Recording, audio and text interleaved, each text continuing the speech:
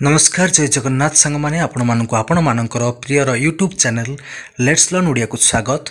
तो पूर्व क्लास रे आम पढ़ी जे शिक्षण रे कौन सब व्यक्तिगत प्रभेद रही अच्छे और तार निराकरण आम पढ़ी। तो आज क्लास रे आम पढ़ा जे पिला माने किपरि शिखती। देखंतु जन्म पर ठारू आम विभिन्न कौशल तथा चलवा कथा कहवा पढ़ा चित्र करवा भांगा जोड़ा आदि जिनस सब शिखीचे और परवर्ती अवस्था आम अधिक जटिल समस्या समाधान करिवार सामर्थ्य मध्य हासिल करिछे। तो यही सब कथा गुड़िक आम गोटे उपाय शिखि न थाउ, विभिन्न कथा को आम भिन्न भिन्न प्रक्रिया अवलंबन कर शिखि थाउ। तो यह तो अनेक गुड़िया प्रक्रिया रही अच्छी। तो से आम 5टी प्रक्रिया को आलोचना करबा, किंतु आज वीडियो रे आम गोटे प्रक्रिया को आलोचना करबा, सेटा होछि हमर पर्यवेक्षण माध्यम शिक्षण। देखो जदि पर्यवेक्षण माध्यम शिक्षण विषय आलोचना करुचे तो वस्तु बा परिवेश को प्रत्यक्ष दर्शन करी ताहा उपरे धारणा सृष्टि करने को पर्यवेक्षण बोली कहुए। पर्यवेक्षण कले कौन बुझती, कौन सी वस्तु है कि परिवेश रे प्रत्यक्ष दर्शन करी ताहा उपरे जो आम कौन धारणा सृष्टि करुचे ताको आम कहिबा पर्यवेक्षण।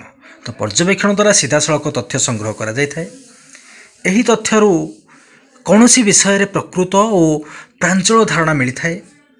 पर्यवेक्षण द्वारा कल्पना शक्तिर विकास होगा संगे संगे वैज्ञानिक चिंतन परिप्रकाश घटी थाए। तो यही प्रक्रिया द्वारा आम चारिपाखरे पृथ्वी पृष्ठ जहाँ सब अच्छी से विषय आम सविशेष सूचना पाई थाउ। श्रवणेन्द्रिय, दर्शनेन्द्रिय, घ्राणेन्द्रिय, स्पर्शेन्द्रिय इत्यादि इंद्रिय द्वारा आम मस्तिष्क विभिन्न सूचना मध्य पाई थाए। तो यही सूचना को विश्लेषण करी आम विभिन्न विषय वस्तु उपस्थापन करिवार सामर्थ्य मध्य पाई थाउ।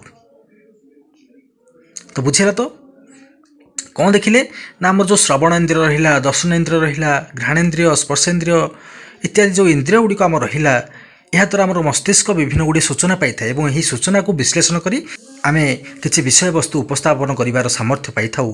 तो पर्यवेक्षण लब्ध ज्ञान इंद्रिय आधारित होइथिबारु शिक्षण पाई यार भूमिका गुरुत्वपूर्ण अटे।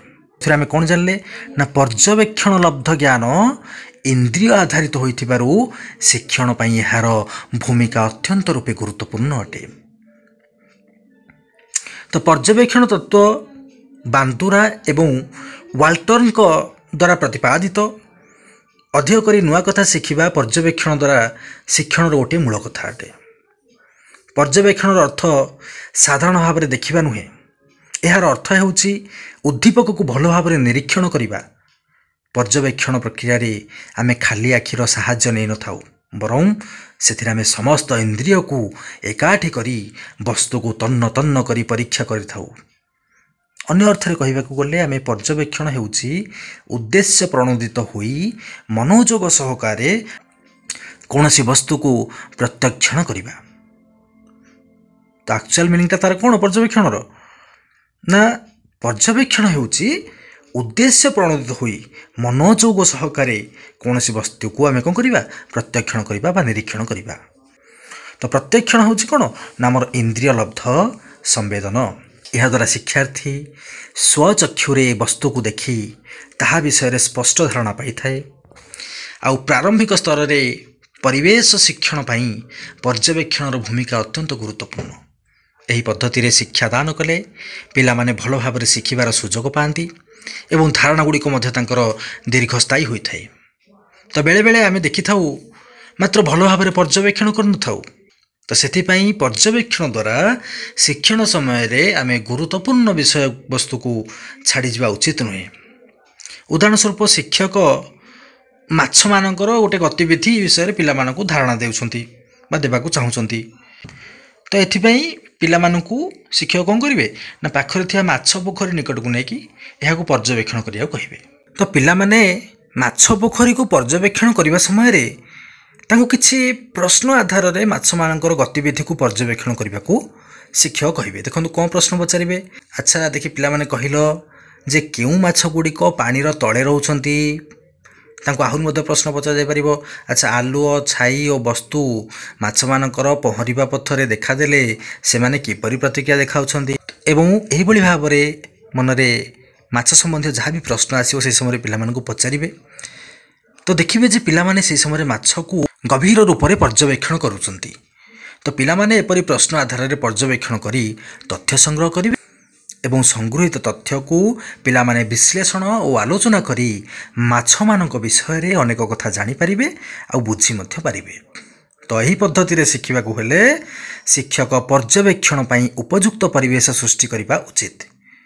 ତ ନିମ୍ନ ଶ୍ରେଣୀରେ ଅଙ୍କୁରୋଦ୍ଗମ ପରୀକ୍ଷା, ଲୁହା କଣ୍ଟାରେ କଳଙ୍କି ଲାଗିବା ପରୀକ୍ଷା, ମାଇ ଫୁଲରେ ପରାଗରେଣୁ ପଡ଼ି ଫଳ ହେବା ଇତ୍ୟାଦି ବିଷୟରେ ପର୍ଯ୍ୟବେକ୍ଷଣ ଦ୍ୱାରା ଶିଖିବା ଅତ୍ୟନ୍ତ ସହଜ ହୋଇଥାଏ। ତ ଏହା ଛଡ଼ା ପାଗକୁ ପର୍ଯ୍ୟବେକ୍ଷଣ କରି ଏହା ଲୋକମାନଙ୍କର ଜୀବନଯାପନ ପ୍ରଣାଳୀରେ କି ପ୍ରଭାବ ପକାଉଛି। ତ ଦଣ୍ଡଟିଏ ସଳଖ ଭାବରେ ପୋତି ସୂର୍ଯ୍ୟ ଉଦୟ ଠାରୁ ଅସ୍ତ ହେବା ପର୍ଯ୍ୟନ୍ତ ଛାଇକୁ ପର୍ଯ୍ୟବେକ୍ଷଣ କରି ବିଭିନ୍ନ ତଥ୍ୟ ସଂଗ୍ରହ କରି ସିଦ୍ଧାନ୍ତୀକରଣ କରାଯାଇପାରିବ। ପର୍ଯ୍ୟବେକ୍ଷଣ ଦ୍ୱାରା ଶିକ୍ଷଣ ଜୀବନ ସାରା ଚାଲିଥାଏ, ଏକଥା ଆମେ ଜାଣିଛେ। ଖାଲି ଆମେ ବିଦ୍ୟାଳୟ ପରିବେଶରେ ଯେ ପର୍ଯ୍ୟବେକ୍ଷଣ କରିବା ସେୟା ନୁହେଁ, ଆମେ ନ୍ୟାଚୁରାଲି ଯେତେବେଳେ ଆମେ ଘରେ ରହିଥାଉ ବା ଯେକୌଣସି ସ୍ଥାନକୁ ଯାଇଥାଉ ଆମେ ସେହି ସମୟରେ ବହୁତ ଗୁଡ଼ିଏ କଥା ପର୍ଯ୍ୟବେକ୍ଷଣ କରିଥାଉ ଏବଂ ସେହି ପର୍ଯ୍ୟବେକ୍ଷଣ ଦ୍ୱାରା ମଧ୍ୟ ଶିକ୍ଷଣ ଗ୍ରହଣ କରିଥାଉ। ତ ଏହା ଏକ ସକ୍ରିୟ ଶିକ୍ଷଣ ପ୍ରକ୍ରିୟା ହୋଇଥିବାରୁ ଶିକ୍ଷକ ଆଉ ଶିକ୍ଷାର୍ଥୀ ଶିକ୍ଷଣ ପାଇଁ ଏହି ପ୍ରକ୍ରିୟା ବ୍ୟବହାର କରିବା ନିତ୍ୟାନ୍ତ ରୂପେ ଆବଶ୍ୟକ।